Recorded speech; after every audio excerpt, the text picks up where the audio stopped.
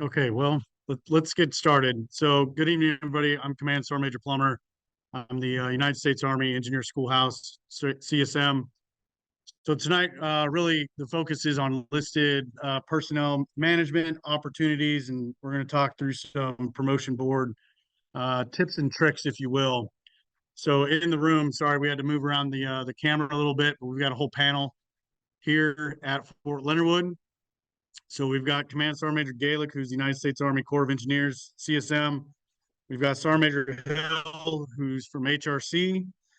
We've got Sergeant Major Russell, South Atlantic Division, Sergeant Major Morehouse, Transatlantic Division, Sergeant Major Cummings, 36th Engineer Brigade, Sergeant Major Dirk, 130th Engineer Brigade. We've got Sergeant Major Miller, who's the Commandant of the NCOA in Hawaii, Sergeant Major Arroyo from the 20th Engineer Brigade. We've got Sergeant Major Millery. I hope I got that somewhat close. Thank you, which means I messed it up completely. He is the CSM out at YPG. And then we also have Sergeant Major Wilson, who is the Deputy Assistant Commandant of the Army Reserves here in the schoolhouse. And with him this evening is Sergeant Major Wright, and she is the Army AGR Talent Manager. Did I get that one right? Close enough anyway? Okay, so we're going to go through some slides, and really, I'd like to turn this into a discussion. There's probably not a question that can't be answered by somebody on this panel or in this room. So in the room here at Fort Leonard, we have other battalion sergeant majors from across the regiment, brigade commanders, USACE deputy district commanders. We have the commandant in the room, and various skill levels of leadership throughout the regiment here. So feel free to type a question in the chat or speak up here in the room. So for those of us here in the room, some business rules you can kind of go through, having some issues. So if you do have questions or whatnot, we'll try and pass around the mic that's in the room. And what I will do is I will repeat a question so that way everybody on Zoom can hear the question, and we'll do the same thing for the answers. Okay, with that, I think we'll go to slide one. And I will turn it over to Sergeant Major Hill from HRC to talk through NCO opportunities for NCOs across the regiment.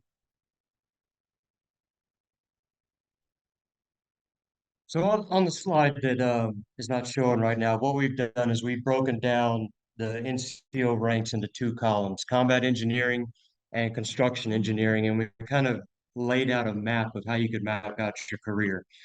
On the left side, the combat engineer, first they stay operational, as a young private, then they would move into team leader. Once they go to ALS, promote to staff sergeant, then they stay operational, squad leader to get their KD time. And then on the chart, it will show you they can broaden out to drill sergeant, SFAB, recruiter, OCT, instructor, depending on where you are. And what this is laying it out, it's a great tool to map out your career and what you want to do and what you're passionate about. And what I've done is on the left-hand side for this, for the combat engineer, I grabbed a real NCO and laid his career path out. This NCO right now is First Sergeant Joshua Clark. Okay, he's a 12 Charlie, and the reason I'm using him is when he was a private and team leader, he was a 12 block, 12 Charlie. Went to ALC, graduated, then became a squad leader doing 12 Charlie things. But then after that, he branched over to drill sergeant, was successful, made sergeant first class, took a platoon sergeant assignment in an ECC. Nothing to do with 12 Charlie, nothing to do with 12 Bravo. And he was successful at it. He got evals, enumerating him very well, and he was promoted to master sergeant. He made master sergeant. He then went to the Pentagon DOD to be an IG. He performed well there, highly enumerated, and now he's a first sergeant, of a staffer company and the first sergeant of an HHC, and he's still receiving great evals. And the reason I'm going to talk about him is it doesn't matter what you do in the regiment as long as you're hitting your KD time and you are being successful at it. So for him, he hasn't been doing his 12 Charlie mission since he was a staff sergeant, but whatever job he has been assigned to, he's still hitting his KD assignments and he's still being successful. And I would tell you, as long as you do that, a first sergeant is a first sergeant as far in the promotion board's eyes. If you're a first sergeant in the Ranger Regiment, you still get the same score as the first sergeant of a reception company. Uh, so look at the left, and this is kind of how the career map will break down for 12 Bravo, 12 Charlies on the left-hand side. On the right-hand side, we have Staff Sergeant Pugh. Now, he's kind of earlier in his career, but I wanted to show you, like the red line is about where he's at. So as a brand new engineer, gets promoted to sergeant, goes operational, he's a team leader. Now he's in ALC and a squad leader. Once he gets done with his squad leader time, he's now thinking about doing his broadening time and then moving over to the SMU.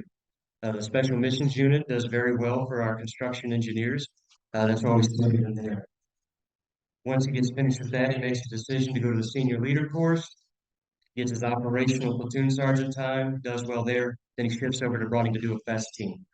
And then you can see the red dot, the red boxes are his goals to make it all the way down to first sergeant. And we kind of broke this down a different way to read it, other than reading, the Army Career Tracker or reading a DA PAM. We kind of just put pictures to words and boxes, a different way to read it.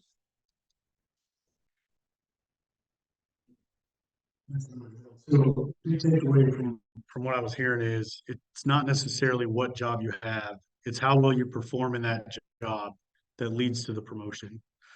And so as we looked across the enlisted force, we absolutely could put together a career map just like this for every single one of our MOSs. The problem becomes is the slide deck that we would need to do this with 17 different enlisted MOSs through various different skill levels would be a very heavy deck to look through. And so I want to remind that DAPAM 625 lays out by MOS, by skill grade, on what we're looking for promotion. What it means to have people call it KD or CD. The important thing is what jobs do we consider leadership positions, how long people should take those positions for. And currently the revised 625 is still a TRADOC for approval. So when that comes out, that time that we're looking for leadership is 24 to 36 months. And here's where I need help across the force is 625 is not a checklist for NCOs to look at and say, all right, I've got 24 months. Sergeant Major, what's next for me? Right? It's not, let me check this block and I'm going to get promoted. So as an example I'll use is you've got a really smart, talented NCO that is absolutely getting after and performing very well as, let's just say, a squad leader. And at 24 months, we'll say they've got 2 annual NCOERs. Both of those NCOERs are potentially top blocked, high enumeration, and it depicts the potential of that NCO. I would probably look at, what is the next position for that NCO? On the flip side of that coin, you've got an NCO that the NCOER pretty much reads in the senior rater comments, showed up to work and is a qualified NCO. I would not look at moving that NCO yet because they have not demonstrated high performance to move to the next job. I think it's also important to note that the last Sergeant Major or Master Sergeant to Sergeant Major evaluation board, the average time for a first sergeant to get picked up to be selected for the Sergeant Major Academy was 36 months. So that 24 to 36 months is really the time frame HRC looks at on when they can move an NCO. So it's not just, all right, I'm Staff Sergeant Plummer. I've been here as a squad leader for 24 months. It's time for me to move on. So what I'm going to do is I'm going to go ahead and pause on this slide to see if there's any comments here in the room, out online, and kind of see if there's what discussion is driven from these slides, from the first slide.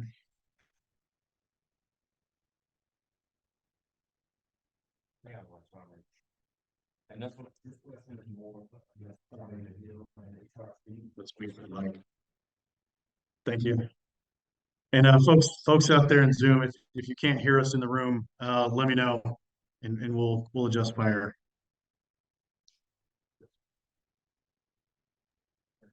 Yeah, hey, Ron DeBerry. About 100 years ago, between the War Hold on. College and Go ahead, sir. You're on the line.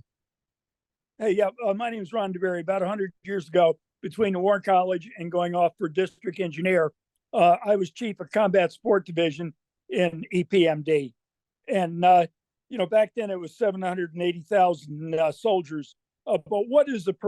I think the real question is, what are the promotion rates for each E7, E8, and E9? And then you kind of look at what jobs everybody had. I used to outbrief every promotion board. And what was amazing was there were subtle things in there in a person's career that made them non-promotable. And the promotion boards didn't even realize what it was that they were, what was precluding people from getting promoted. Now, back then, the promotion rates the E7 were in the teens, and 8 and 9 were in the single digits. So what are they now? Yes, sir. So, paraphrasing here, you're asking what are the promotion rates today for staff sergeant, 7, 8, sergeant and 9. first class, master sergeant, sergeant major. 7, 8, and 9. Okay, so in front of us, we have the latest Sergeant First Class Evaluation Board analysis, and we broke it down by Bravos and Charlies, and then Deltas and so forth. So to answer that question as an aggregate across the regiment is hard to do here on Zoom, because really the technical MOSs have a smaller population. So the actual percentages I do not have in front of me, and I will defer to Sergeant Major Hill and the HRC team. For E8 to E9, it is about 31% promotion rate to sergeant major, and then it kind of goes up from there. I don't have the E7 and E8 statistics in front of me, because a lot comes into play with that. We have an OML ranking now, and so we promote as people retire and move up, and we no longer project, a year out, this is how many people need to be promotable. And I'll tell you right now, like, you can see an OML where you think you're going to promote 25 for the year, and you'll jump to OML 73 because 30 people in front of that just dropped retirement packets. So on the new system, it's hard to tell, but I know 31% from right now, master sergeant to sergeant major. Yeah, but it's the question is the selection rates, not necessarily the promotion. What were the selection rates for the boards? Yeah, so that's what, so we no longer assign people sequence numbers. So it's not like you go to the board and we select X amount of people. Every year, 7s, 8s, and 9s all get racked and stacked, and they go in front of the board. And depending on how you score in the board gives you that OML number. And then that OML number, they will promote based off of the needs of the Army at the time. So let's say in FY25, 25 master sergeants drop retirement, then that means I'm going to promote 25 off of that ranking list from 1 to N. Same thing with sergeant first classes. In FY24, if 135 retire, get medically retired, they end up ETSing, that's the number in the population we use. So as far as of the population, how many get selected each year now depend on the needs of the Army, and there isn't a actual hard case number to say that 37% of the force got promoted to sergeant first class this year, and we won't have those numbers until that following fiscal year. So there's not a way right now for me to articulate 12 Bravo sergeant first class in FY24. This was the percentage rate. Does that rack and stack get rearranged every year, or if you get stacked this year, it's going to they're going to go through that group and then rack and stack just the people that were not stacked last time? Yes, sir. Every year, the new board, the new sergeant first class board, you will get re-racked and stacked. So as an example, as an E9 one year, I was number 18 on the OML.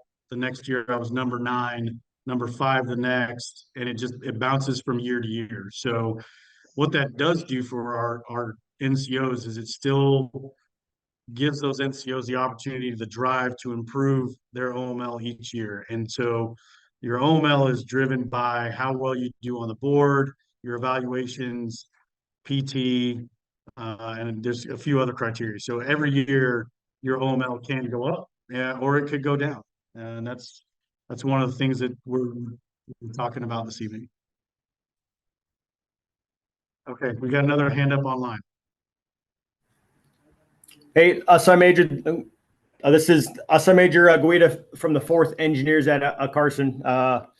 My question is, looking at these two paths, I think we're all pretty familiar with the ideal path, but with the Army's push towards increasing the recruiters and the drill sergeants, when we have leaders who are pulled out of their CD positions or are not allowed to get the minimum time before they go, and now they're in that position for 2 or 3 years, how are they affected?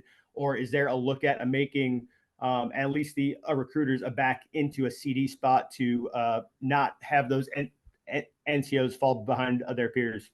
Over.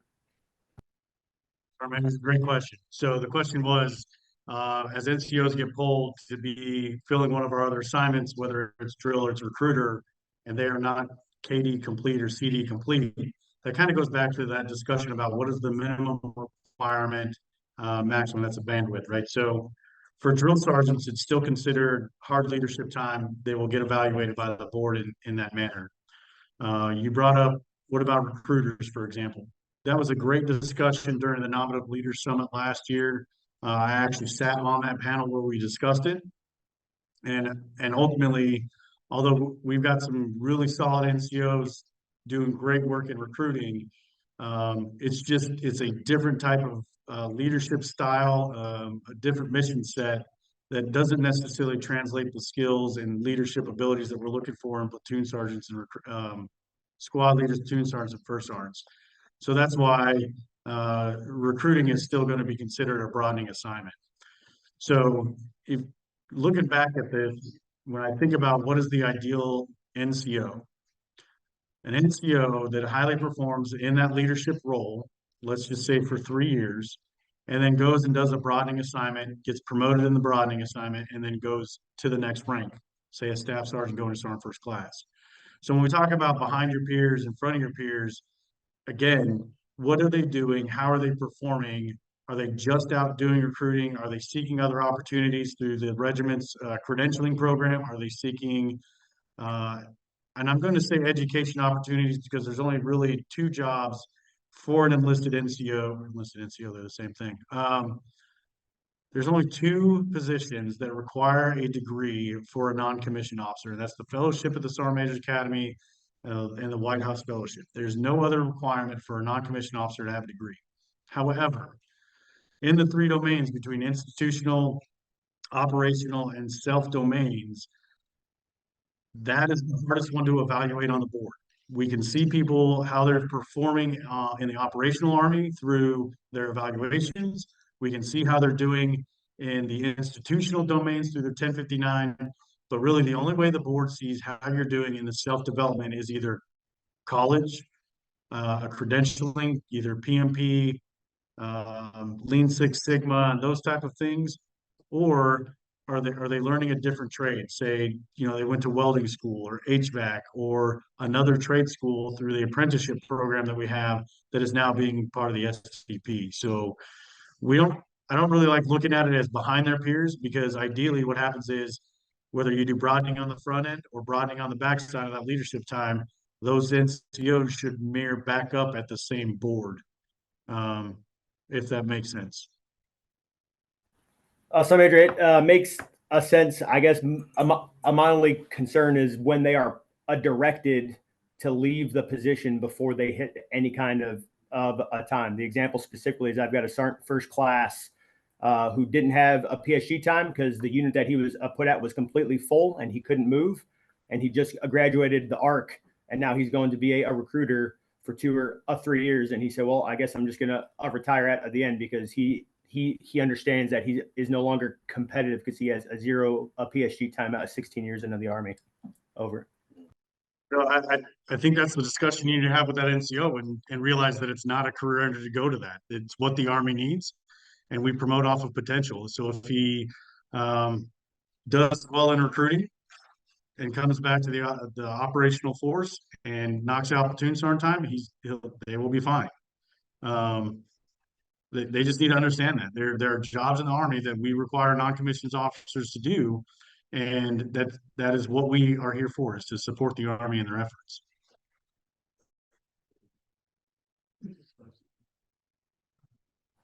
Sergeant Major, I appreciate your words. Thank you. Yeah, no worries. I think Sergeant Major Dirk's got something to add in there. Yeah, it's so it's all about how we do. I had this conversation the other day. So, Sergeant Major, I'm sorry, but we can't hear anything right now.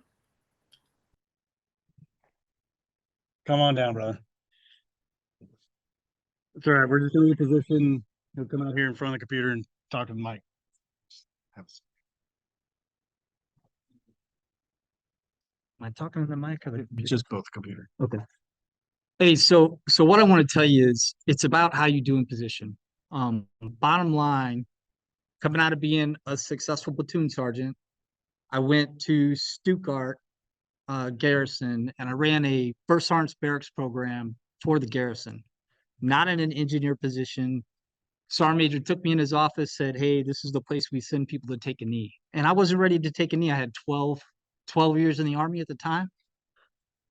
And what I ended up doing is just doing what I could in that job and taking advantage of the opportunities that were given, like earning my German Arm Proficiency Badge, then turning around and taking others to earn their badge. And the bottom line is if you perform in that position, you'll get promoted, right? You just got to work hard and do what you can. Does that help? Because I made Master Sergeant right after that. And I thought it was a dead end job. Yeah, it helps. I don't know if it could be me, but the soldier does not have that KD time, so he is unable to be competitive against his peers because he was pulled before he can get that time. So he can do great, but if he doesn't have the PSG, he's a null and void at other next board. Sergeant Major comments. What I would tell you is we have to educate our senior non-commissioned officers better. We have soldiers and leaders that go and do different positions to fill the needs of the Army. Case in point, as a first sergeant, I had a staff sergeant who could not make sergeant first class, but he had the people skills to motivate and inspire other soldiers to continue to do great things. I looked at that staff sergeant and recommended you go recruiter. That staff sergeant 6 years later is now a senior master sergeant in recruiting command.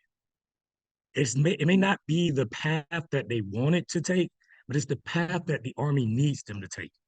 We fill these roles, and everyone that's sitting in this room or out there online, the path that you initially set for yourself may not be that path that you ended up taking because you do what the Army asks you to do. When you find those soldiers that have those, I don't know what to do next moment, sit them down, talk to them, give them the options, show them that there are more paths that they can take that are not necessarily traditional, that doesn't line up with what this career map on the screen is showing, but it is a path. Not every NCO that goes to the Sergeant Major's Academy had first sergeant time, but they fill critical roles and positions, and as every other sergeant major in this room has said, they excelled in those positions for the time that they were there. They made an impact. As long as they're continuing to do that, the Army will continue to find ways to utilize them to continue to support their mission. Thank you, Sergeant Major. Appreciate it. Hey, Sergeant Major, it's Castle 7, Sergeant Major Arroyo. Thank you for your question. Listen, I'm just going to tell you what works for me. What I do is I hunt my NCOs that need KD time. I put them in the KD time and I stabilize them, right? I lock them in so that they can knock it out. Now, question to you and to the field. How long has this NCO been a Sergeant First Class?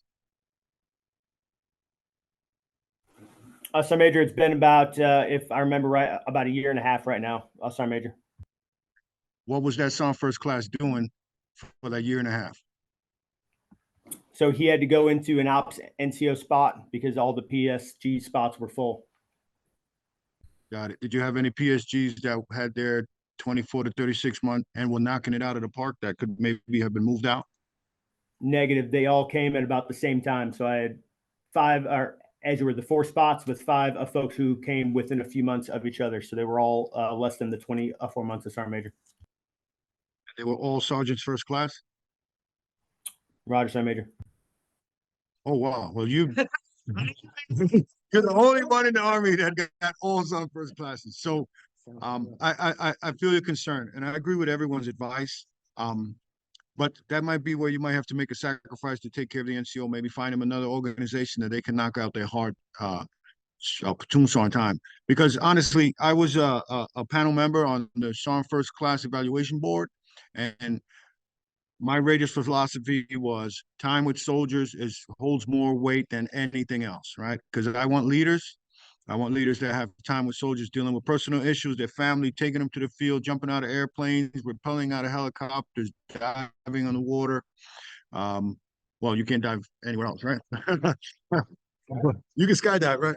But master gunners, rappel masters, whatever it may be. But that's definitely something I would put in my rucksack. And as NCOs come in and you're trying to advise them, and you may have to sacrifice and find them a platoon somewhere else, because of course our retention mission and our recruiting mission is definitely important, especially in the state the Army's in right now. But all right, remarks complete. Thank you, man. Keep it up. Send your soldiers to 20th Engineer Brigade. Roger, Major. I appreciate Okay, it. Thanks. before we move on, there's a couple questions in the chat. I'm going to scan through them really quick before we move on.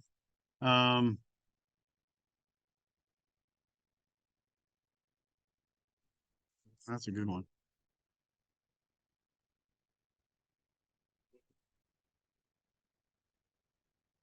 Yeah. Great. So, Major Watson, thanks for adding a comment. And his comment is, how should we coach NCOs on choosing between assignments and the generating force versus broadening assignments? Is one preferred over the other? And so I think I kind of touched on that a little bit earlier, is if you go generating first, make sure you get in and get your broadening time. And the way I'll kind of equate that is, when officers come to a unit, we look at where are they at in their year group, how they rack and stack, what jobs did they do. So, for example, if a major went to SAMs, they did their SAMs utilization, and now they need to get in the queue for their KD time, either as an XO or S3. And so, as the officers are looking at this, I would recommend that you kind of take it the same way. If you have an NCO that was out in broadening or generating force, and they show up to your unit, you kind of got to look at that the same way you would a command queue. And I hope that answers that. Sergeant Major Monday said we need to change the way we view recruiting. It's killing our force. It's not always the NCO's fault. They were selected for recruiting. And Sergeant Major Monday, if I get this wrong, please feel free to jump in. 100% you're right. And it goes back to what we kind of talked about just a minute ago, is it's up to us to manage the talents of these NCOs. It's our responsibility to help communicate that to HRC, right? And the best way we can do that is how we evaluate people. So if they go to recruiting first, then as soon as they get to the unit, yeah, hey, we may have to bump somebody that's a platoon sergeant or a staff sergeant filling a platoon sergeant position, right? Sometimes we get comfortable with, oh man, but that staff sergeant, he's a great NCO and he's killing it. And that's a unit leadership decision. But if you have an NCO that comes out of recruiting and we know that they need that leadership time, they have done the job that the Army asked them to do. They didn't ask them to. The Army told them you're going to go do recruiting. The Army's telling you you're going to be a drill, an instructor, right? So that's where we come together and sit through as our manning and kind of lay those timelines out to making sure that we're getting folks back into the right positions as they come back into the Army or back into our units. I'm going to go ahead and go to the next slide. We've got a couple folks in the room that Yeah, go ahead, Sergeant Major Monday. Hey, so, I think sometimes we worry too much about that CD time. Yes, it's a great guide and everything else, right? But if I just use my career, I got like 9 months squad leader time. I have 15 months platoon sergeant time. The only job I ever did the whole is battalion sergeant major time. And for the sergeant major, I forgot who it was. I think it was Guerrero, right? He'll be okay. That NCO will come out here to recruiting and do fine. The problem is we're so fixated on this 24 months, this 36 months that we're actually causing people to get out of the Army, before they're even at 15, 16 years. But I'm telling you, the other piece we got to think about is, we say it's 24 to 36 months, depending on CMF out there. We have to move people throughout the force. We need to stop homesteading people in 20th out there. Mike, I know Mike's recruiting for 20th out there, but we need to let people move around the force. So I'll tell you, we're our worst enemy. And until we get out of it, we're going to continue to struggle to recruit and amongst many other things out there. So them sergeant majors in the room, whoever's online, you got to think about that. I mean, look at company commanders, 12 to 15, 18 months, and they're gone. But we don't do that. We want a homestead. So it's something to think about. And the only people that are going to change it is in that room right there or online. Some of us are getting too old to be changing this stuff, but I'll tell you, we got to do something different because we're losing great men and women every day. Over. Great, thanks. So, a couple folks in the room actually sat the last Sergeant First Class Evaluation Board. And on the slide, I want to talk through some of these points, and I'll kick it off to Sergeant Major Hill first. Sergeant Major Royal sat the board, he admitted, and we got Lieutenant Colonel Love over here as well that helped with the board. So if there's other folks out there that sat the board and want to chime in, I think that'd be absolutely helpful. And really, I'd like to focus the discussion on some of the things that maybe you talk about your voting philosophy and some of the kind of the wazoo crazy things that you saw on evaluations that really made you scratch your head. And that'll allow us to segue into the next few slides where we talk about good examples of senior rater comments and bad examples. So, Sergeant Major Hill, I'll kick it over to you. Okay, so I'll just talk very briefly and then I'll pass it over to Sergeant Major Royo and then Colonel Love if they want to talk about it. But some of the things when we were reviewing files is if you get 12 months platoon sergeant time, and then that NCO was pulled out to be an operations sergeant, and it was assumed that that was KD time, and it wasn't. So understanding the career maps and CD positions of all of your MOSs. I'll give you an example. There was a HHC Brigade First Sergeant who was a CAV Scout. Everyone assumed he was KD complete at 24 months, but his DAPAM 600-25 for his proponent, he has to be a first sergeant in a troop. And that was overlooked by his senior rater at the time, and they had to get him to another first sergeant position in a troop and not the HHC brigade. And I use that example as understanding what the proponent guidance is for all MOSs that you senior rate. The second thing I'll talk about is if, on the board, if it says like top 10% of the best NCO I've ever rated, that eval is not getting any higher for points.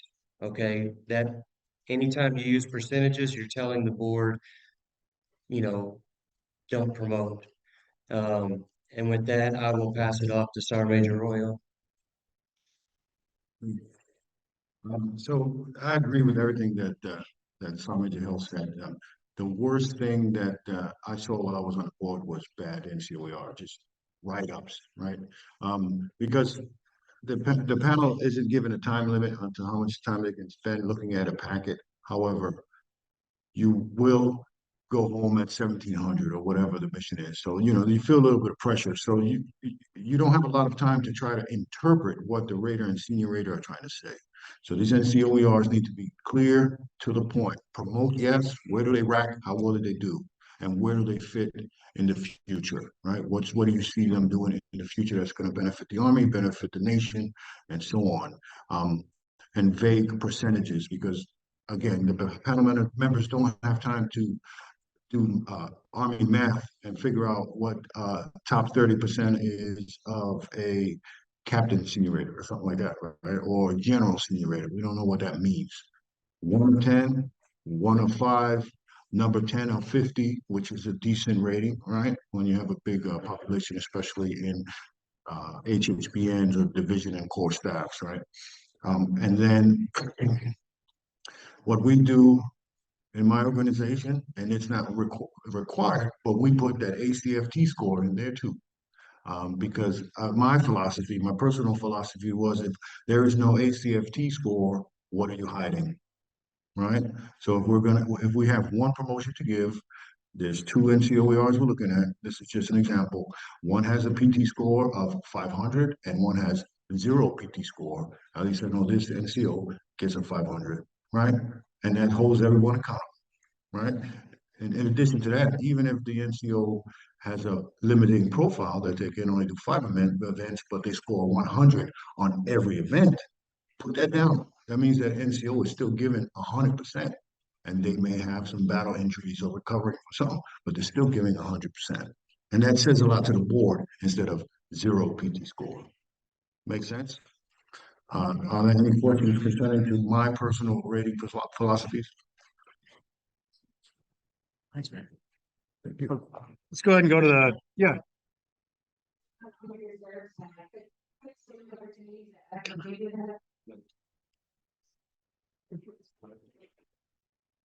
Hey, good day. Sergeant Major right here, Army Reserve proponent advisor.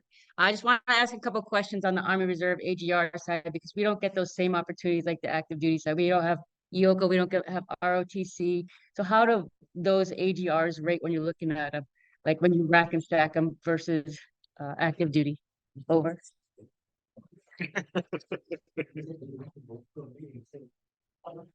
All right, so HRC does a great job at giving us instructions on how to what's important in every CMF that we're rating. So we were lucky that we had an HR representative there with the 625, and they told us how things work on the HR and the National Guard side have different opportunities.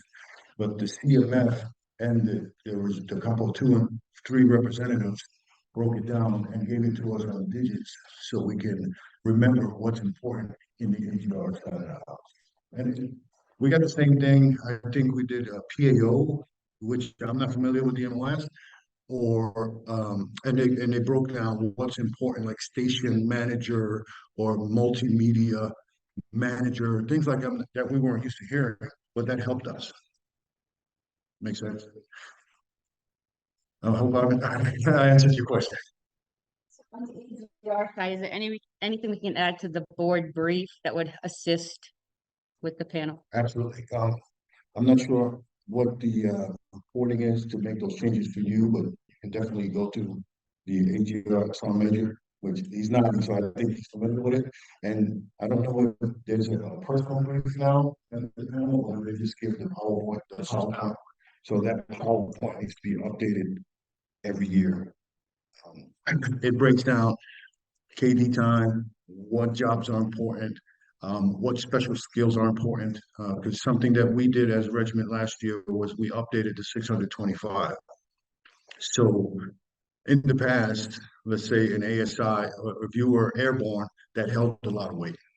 But if you're airborne in an airborne unit and you're a jump master, that holds more weight than just being airborne, right? If you're in an armor formation and you lead armor troops and you have Bradleys, those leaders need to be master gunners. That holds a lot more weight than I just went to jump school and never been in an airborne unit, to be honest, right?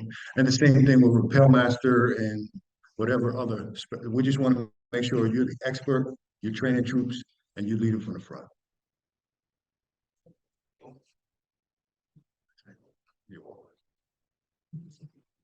Okay, can we go to the next slide, please? Okay, so here's a bad example of senior rater comments on an NCOER. So highly qualified, Sergeant First Class in the top 20% of all Sergeant First Classes that I have served with in 23 years. A passionate leader that will continue to serve the Army with dedication, continue to place this leader in front of soldiers.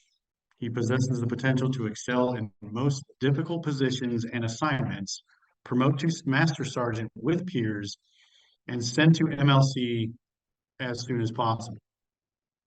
So as I do that, would anybody like to take a guess on why we call that a bad example of senior rater comments? I'll jump in there. This is Colonel Preston.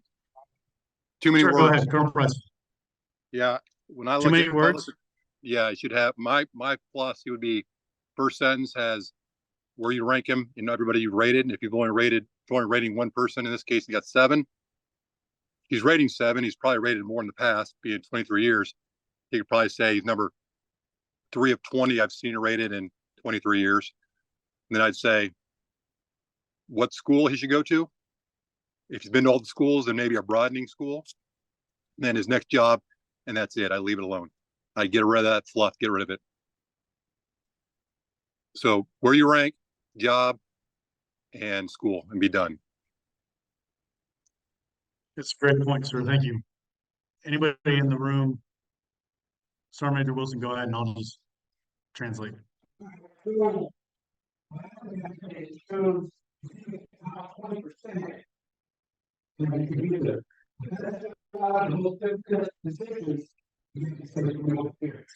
Yeah, it's contradicting itself.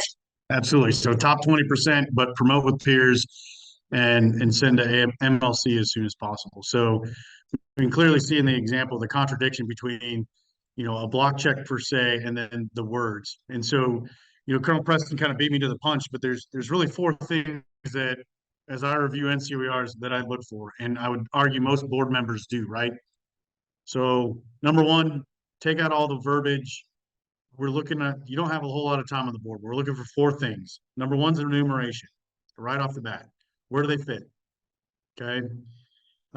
Schooling, promotion, and potential. Those are the 4 things to put on the NCOER. If we start diving in about passion and X, Y, and Z, it's just filler. And that's a clear indicator to the board that this senior rater more than likely was writing these comments because the person was sitting in front of them and they wanted to make them feel good instead of giving them the hard truth. And hopefully they did the right thing throughout, the rating period and did counseling and everything else. So that's just one example. Any comments before I go to the next one?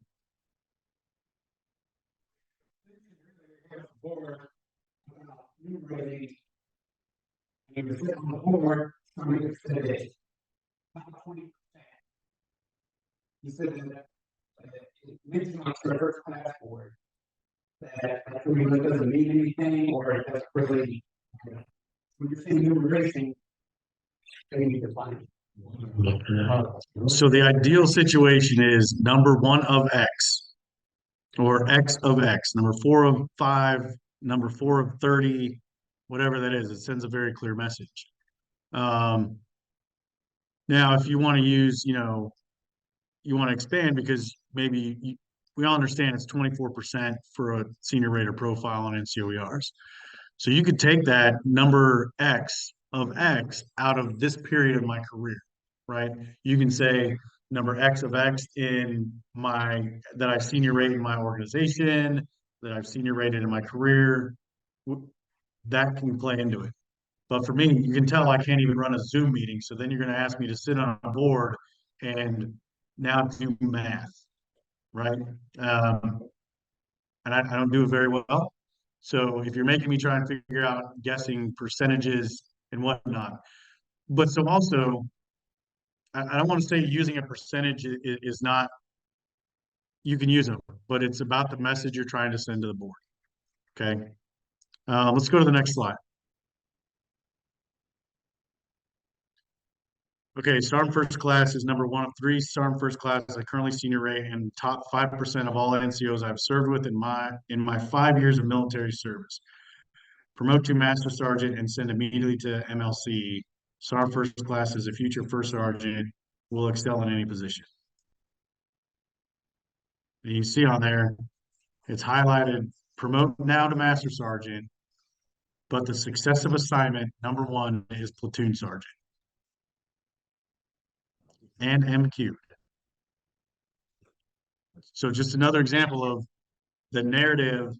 When I was at the Sergeant Major Academy, our guy used to love saying, does your audio match your video? right? So all of this plays into account and it matters. Let's go to the next one. All right, highly qualified. Sergeant First Class is the #1 platoon sergeant in the company, is among the top 10% of NCOs that I've worked with in my 8 years of service, has unlimited potential to serve in higher positions and will exceed expectations in any position. Soldiers and officers look to him for guidance, counsel, and advice, promote ahead of your peers, and send to MLC now.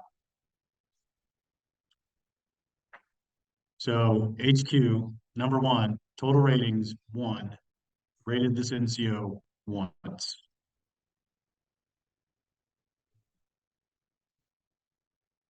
Right? Immature profile, maybe, but they currently senior rate 4. All right. They didn't burn the silver bullet, is what Colonel Love was saying. Okay. So let's go to the next one. Yeah. It doesn't mean that that soldier wasn't that good. It means that senior rater has not been developed to understand their words and feelings. If they don't know how to articulate, that's like doing taxing. That was a company commander. We don't know that. Go back one.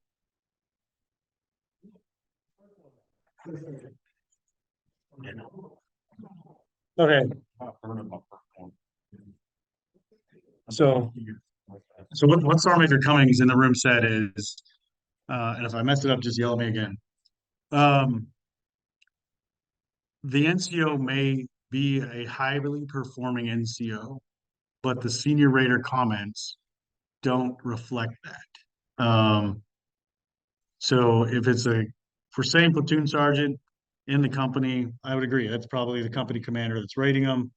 And that's another example of why we're doing this panel tonight, is to help educate across the force our responsibilities to educate those that senior rate our non-commissioned officers. Okay. Did I sum that up right?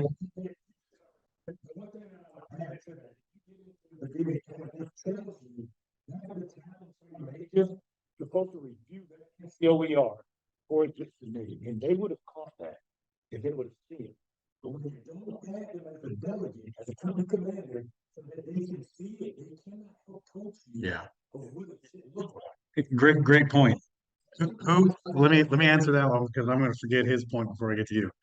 How do we in the battalions run our NCOER review process? Is the battalion sergeant major the reviewer for NCOs? How far down does that go? I'll tell you what I did when I was a battalion sergeant major is every NCO that was getting an evaluation came across my desk hard copy. And people fought me about it. Well, why do you need to look at every NCOER? And believe me, I went through a bunch of red pens. And it wasn't the fact that I'm sitting here trying to change comments, like that was never the intent, and I told everybody that. But that was my opportunity to, one, making sure that audio match video and how we're coaching and teaching those, not just the raters, but the senior raters on are we doing things, right? So in comments, under performance or leads, the comments in those blocks match what we're supposed to be talking about. Okay. So that was fair. Sorry. What was I gonna say is that, like somebody told me that all the senior that someone needs to do, I'm not going to get all that. So I think the thing we're gonna start first class and above, the battalion is not gonna look at that. And that is an opportunity for the battalion to educate the first sergeant, so that first sergeant will help, the rest of the NCO in the company. Yep. So that engagement, you and I, sometimes specifically, definitely, it might be the most. I mean, that's the start of the company. 100%. So whatever the review process is at the battalion, it's an opportunity to educate and develop our subordinates. Come on down, man.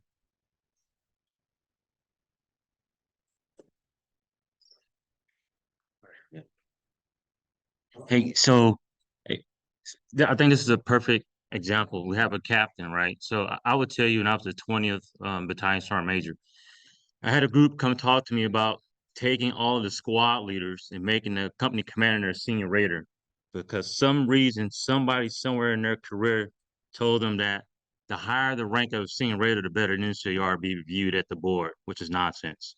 Because right now, what we just did essentially was to take the opportunity from that lieutenant and develop him into becoming a senior raider as a company commander. So I will ask you to look across your formations and just make sure you don't have companies trying to pull staff sergeant SORs up to company commanders. So when that lieutenant becomes a captain, you don't have to deal with this craziness. So that lies on our shoulders. So I just want to spread that to you. I took that opportunity to get on that first arm with my lieutenant. You got to get them young, right? So, Yes, 100% is how are we developing the young officers to be great senior raiders later on in their career? It's good. So, you know, to your point, Sergeant Major Morehouse, developing so that when that brand new second lieutenant is a senior raider, they don't put on the comments there the best NCO I've served with over my entire military career. Right? I'm just saying the experience level there to throw that out there probably doesn't carry as much weight as a brigade commander.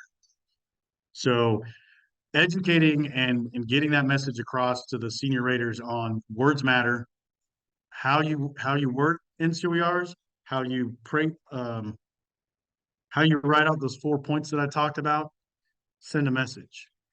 All right, next slide. Good example. Most qualified. Sergeant First Class is number 1 of 9. Sergeant First Class, a senior rate, promote to Master Sergeant and place in a First Sergeant in an engineer operational unit. Number 1, First Sergeant, Brigade Operations, Senior Instructor. Short, sweet, to the point, sends a very clear message to the board on what we're talking about. And so if we go back to, I said, what are the 4 things? In that one sentence, more or less, does that pretty much cover all 4 of them? Enumeration, it covers it. Promotion, covered it. The only thing that's not up there is schooling, but it absolutely sends a message about potential, right? So I think it's good. Oh yeah, total ratings 24. That carries some weight. Okay, next slide.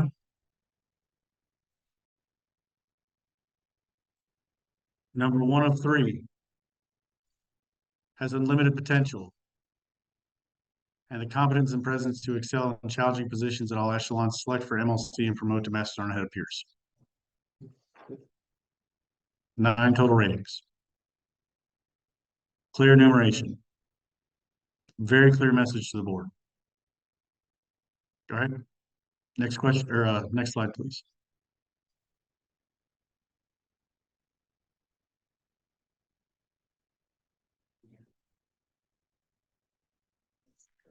I'm going to pass this question over to Sergeant Major Arroyo. What should you say if you're a senior raider with an immature profile, Lieutenant Nelson from 20th Engineer Brigade? You're sitting in the meeting. How are you not paying attention?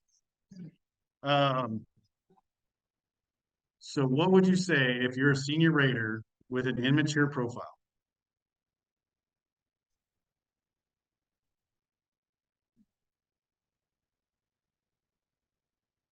And I think Lieutenant Nelson may have been talking about a couple slides ago. So, sir, if you want to expand a little bit on your comment, we'll get back to it. So, Major, I'll jump in there. That's good. All right, go ahead, sir.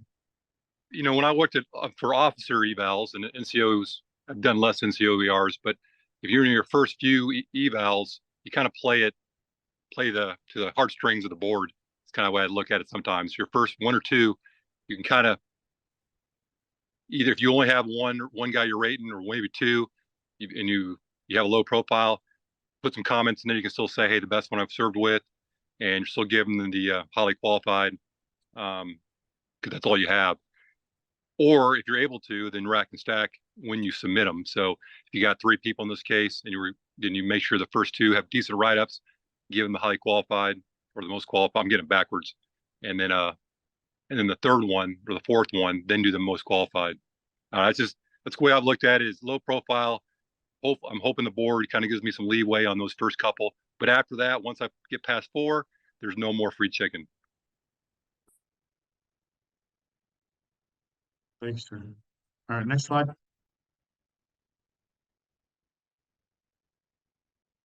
Couple more good examples. All right, top one, number 1 of 13. So I think we've kind of beat the drum about good and bad examples. So let's go ahead and go to the slide about the NCOER rubric. Okay, so we know that there's absolutely ways that we can write an NCOER senior rater comments strong enough that you may not have it in your profile to give an MQ, but the comments you put in as a senior rater sends the message to the board, right? So usually I'll read the senior rater comments before I even look at the block check. And then I'll do, put some thought behind it and really look at, okay, do the comments match the block check? Does the profile match the block check? And what message are they trying to send to the board? This slide specifically is available on the HRC's website. I've used it for a few years now. I think it's a great way to help educate our young officers. Back to the point about how do I teach the lieutenants how to senior rate, and the young captains, company commanders on you really now have a big play in NCO's careers. So again, you may not have a profile, but how you send that message to the board in your comments, the panel members on the board can clearly read what you're trying to tell them. Okay. With that, we're getting pretty short on time, so I'm not going to go ahead and cover the rest of the slides. The rest of the slides really just dive into the analytics of the SAR First Class Board. What I'll go ahead and do now is open it up to folks here in the room for questions, and I'll ask the AEA folks in the back there to monitor the chat for us and let us know if we got any questions pop up. So through the topics in here in the room, if you'd like to add anything, please feel free to chime in.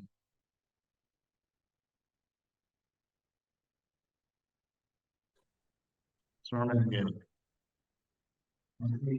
This is a great event, so thanks for putting this on and including this in the engineer week. And I think everybody can sit here and say numeration matters. And I'm talking to the leaders, I'm not talking to anybody else. So numeration matters. What I'm gonna ask people to do is don't take it for granted and don't think it's easy. It's not easy to sit down and look another adult in the face that's in their profession and say you are 7 of 7. There's no easy way to do that.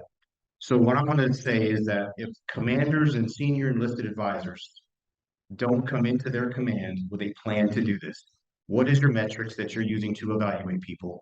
Can you communicate it clearly to your subordinate leaders? And can you justify it? Because I'm gonna tell you that's not easy, because you can't just go in and think, well, you're 7 because I don't like you. You're 1 because I think you're a good guy. And when you're a leader and maybe you're told you're number 1 or you're number 4, that's today. This is like a game of cards. Every time you get a new hand, things change.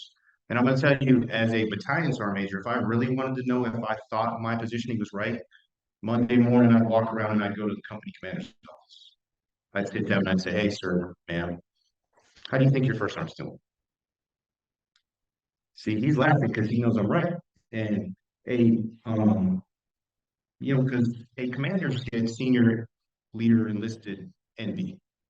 When a company commander sees somebody else's first sergeant doing better than theirs, they notice it. And they will sit in that office and they will be, Sergeant Major, I think I'd probably put him 3, 4. Okay. Well, what do you think he can do better? And they'll tell you.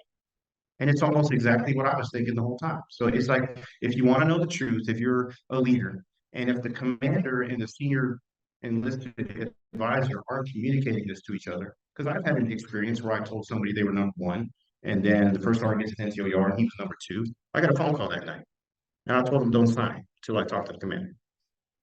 And we disagreed on metrics on how to evaluate the first stars, because we were in a BEB, and this particular individual thought that UCMJ, numbers of UCMJ incidents was a reasonable metric.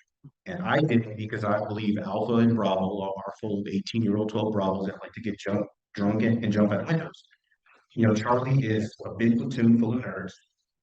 And Delta is a company full of 40-year-old specialists with mustaches, top secret security, clearances, and 4 kids. And Echo has like 18 MOSs with about 1,000 people. You don't know what the hell you're going to get there on any given day. So UCMJ was not a fair metric unless you were using percentage, or yes, everybody gets UCMJ problems. What are you doing about it? So there has got to be an agreement between that senior enlisted leader, whether Sergeant Major, first sergeant, whatever it is, and that commander. And I'm going to tell you, most of those comments, a first sergeant that got promoted because somebody wrote that person good in COERs, or a sergeant major that got promoted and somebody wrote that person good in COERs, is responsible for every single one of those shitty senior rater bullets that are there. No exceptions. I will not blame an officer for something that should have came across my desk. Because if the senior rater has to care more about my NCOs getting an evaluation that's going to directly affect their career, there's a problem. And it starts at this table right here. And if I can't go over to my commander's office and say, hey, sir, man, there's an issue. And I get tired of seeing every time I go to a QTB, oh, what is the cop out that we always put for our LDPs and COERs and COERs? What the hell are we doing?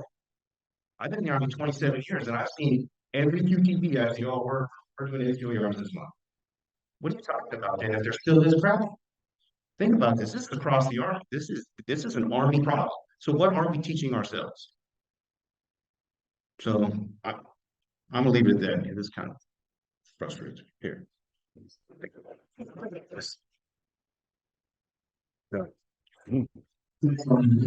bring up a great point that we really don't talk about much, at least maybe I haven't, is when we're teaching and coaching, whether it's our junior non-commissioned officers or officers on how we evaluate an NCO, is what is the metrics? What is the metrics that you are going to use to determine who is number one in your organization? Is it UCMJ? I don't know. Is it PT? Is it whatever metric slides you brief in QTB? And we all know that there are some metrics that you just can't put on a slide, right? How are they personable? How do they lead their formations? There's a lot of things that we can absolutely put a hard number on, right? What's the platoon PT score? What's their shooting?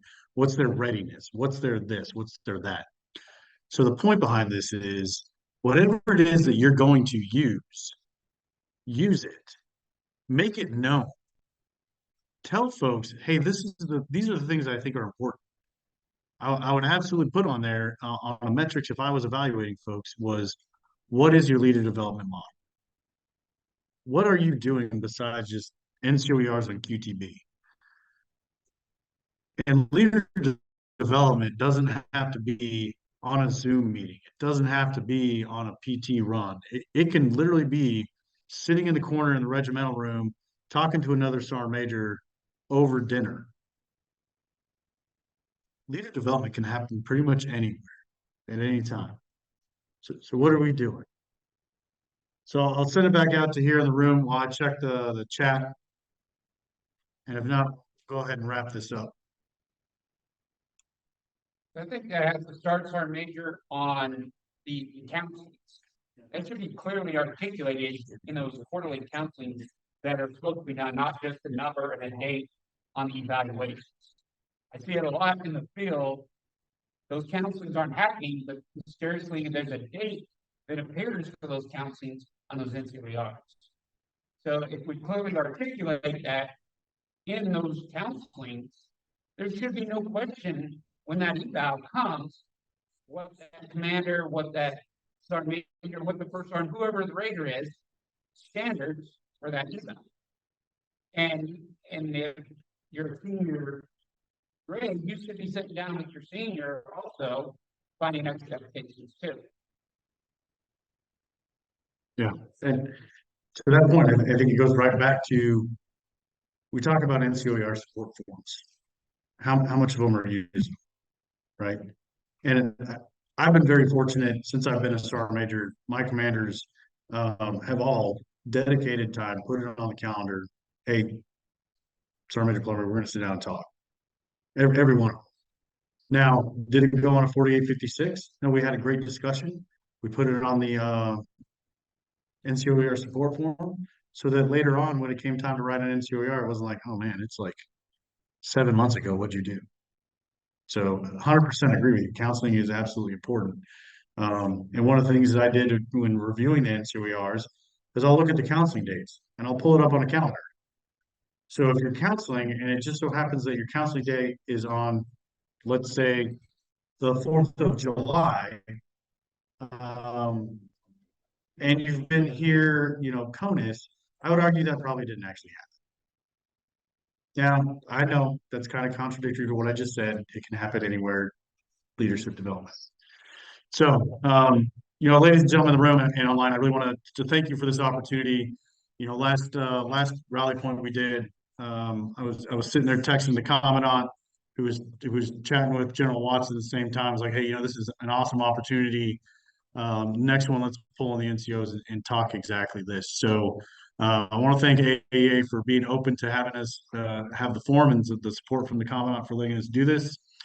I thank all of you for coming here to Fort Leonard Wood, and those of you that are on Zoom for taking your time to do this. And what I'd like to do now as I close out is I want to hand it over to Jim Rector from NDA for any comments you may have.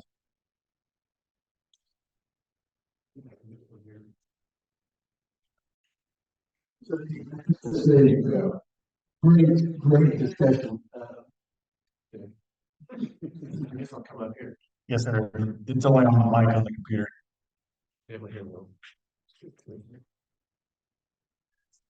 So on behalf of Engineer Retired Watson, I really appreciate everyone coming and discussing this. It's an incredible discussion tonight, and something that we just don't really get to as much as we should, especially, I appreciate all the officers that are out there, even the junior officers that are out there listening to this, because I think it's important for them to understand, you got to be paired at the hip with your NCOIC, and that NCOIC is always training you. It doesn't matter what rank you are, the NCO is always training you. But for AA, I just want to put up a few things for you. From everyone. We're here to support the soldier, all soldiers. So if you can, some of the things that we really need to help is for awards. We're talking about the different awards, especially when we're talking about the deployed medals. Please make sure that whenever we're applying for the award, that we use the person's a member, and we use the email that's on file for having a problem with our baseline. We're trying to improve that. We have absolutely, since I took over in August, we've really kind of taken a holistic look at all of our systems. So to better help support you, the soldiers of the regiment. So the other thing is communication. I put out I sent out to the ADA members, but we put it on our Facebook page, all of our social media. But I need to help to get that information out. There's things going on right now. For example, we have $9,000 in scholarships that one of them, there's $2,000-$3,000 STEM scholarships that the deadline is the 30th of April, and I've got 2 people that have applied. 2. I've got 3 $1,000 scholarships for any degree, but also set for certifications and any kind of credentials. So that's the only 30th. Right now, I have 0 that have applied for. So please get that word out. And the more I can get out, the more I know about the industry. Because the industry is the one that helps us with this, getting this out there. And I can get them to them. These are the quality of soldiers can tell you that we're providing the scholarships for. So please get that information out. But if you go to the ADA website, I think you should be able to look at it under educational, under awards and educational. I also have a question on scholarships. Is there a minimum age? Let's say I want my younger child to go to a STEM program and he's 6 or 7. Can I apply for the scholarship? It's going to be enrolled in the school itself. So Already enrolled in the school, but can I receive a scholarship or apply for a scholarship for that? as long as he's enrolled in the school and accepted in the school. Thank you. I've never had that question before. But it's from, and we're always looking for additional comments.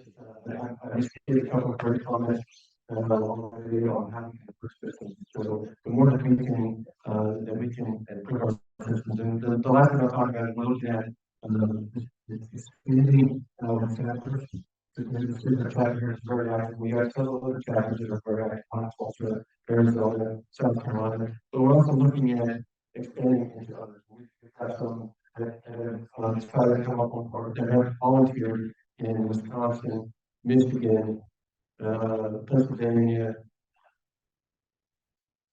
Texas, even in House. So if you have the idea of possibly expanding it to the area, you don't have any, please, because that's how we get information out. Down to the social level, like through that network. And I appreciate it if you can take a look at that and possibly if you feel the volunteer spirit struck in there with both people. We should have that out here pretty soon. And if you have any questions about anything, please go to our website. The current process of updating our website. Personal organization you are. So if you have any questions about anything, please go to the website. And it has all of the relevant. This has been recorded. So we'll have that posted probably in another week, so you can go download that and share it with all the information. And hopefully it will help you to develop your junior skills and all those officers as well. So with that, we'll turn it back to Sergeant Paul. All right, thank you, sir. And again, thank you all for supporting the event this evening. Safe travels as you're traveling.